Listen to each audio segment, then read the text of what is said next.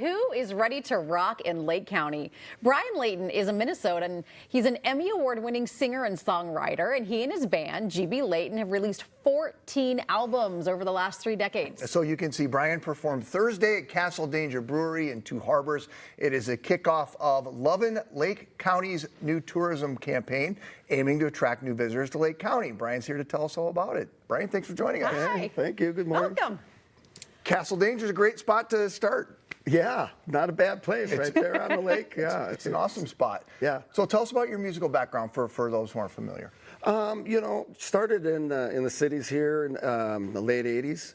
I kind of was, I think, grandfathered in as to one of the last original bands. You know, back in those days, you could go to 5 different bars a night and see 5 different original bands. You know, and then started at Bunkers. Played every Wednesday at Bunkers for like 14 years. Wow. Got up to Grandma's in Duluth all the time and played every year up there at that party. And so, yeah, I've been fortunate to take trips down to Mexico with the band and fans, and I've just got a real great following. They're just diehards, and they're always looking for more and come to a lot of shows. How would you describe your music if you had to compare it to another band? I call it, well, I say it's like Heartland rock is what I call it. But if I say like Tom Petty or John Mellencamp or Bruce Springsteen, you know, it's rock, but it's got a flash of country here and there. I was going to say, you've been recognized in kind of the country arena also, though. Yeah, I wrote, like, I'm kind of like, I believe like Elvis could have all these different types of albums, right? Gospel, rock, No, why do you have to be just one? Right, exactly. So that's what I said, you know, I love singing, and I love singing different stuff. I grew up, you know, listening to Willie and Waylon, and then got into Alabama and Neil Diamond, and, you know, and that turned into John Cougar when Scarecrow came out.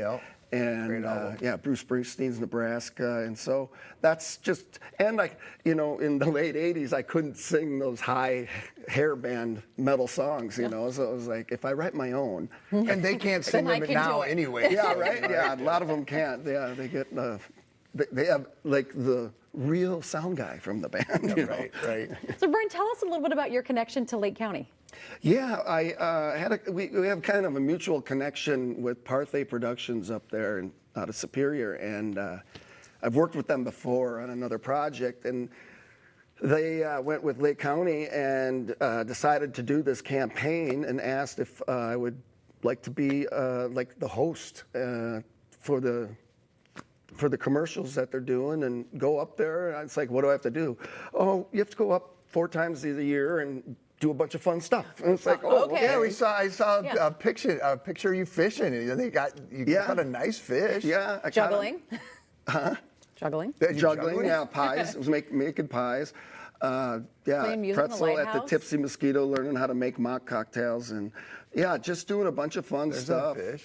And I wrote a song for it called Nature's Rhythm, Center Stage, and so now they're using that in that campaign, and so it's been a lot of fun.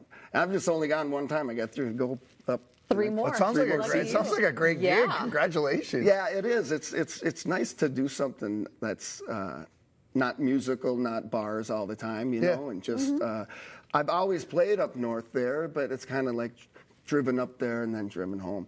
Never got to experience the stuff to really see Gooseberry Falls. We saw an image of you playing in the lighthouse. What was that like? That was crazy. Yeah? Yeah. I mean, you can still take tours of the lighthouse, and they only turn it on 3 times a year now because they don't need it anymore. But there's the part with the glass, which they don't let anybody go up. But we got to go up there and stand up there. And, That's so cool. Yeah, it was pretty cool.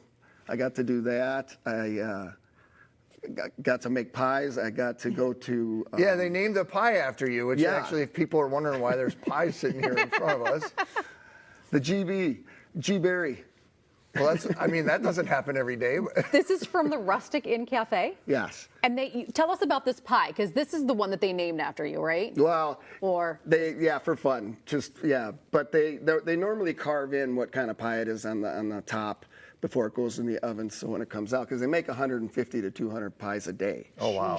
And so they kind of got to remember what's on the inside of those things. So what folks are seeing on the screen is the 5-layer chocolate, and then the fruit pie was the one that they named after you. yeah, the fruit pie, it's got 3 pounds of fruit in each Oh my pie. gosh. So the big event that's happening at Castle Danger, that's kind of the kickoff to the campaign. Yes. Tell us about that. Yeah, that's on June 6th. Okay.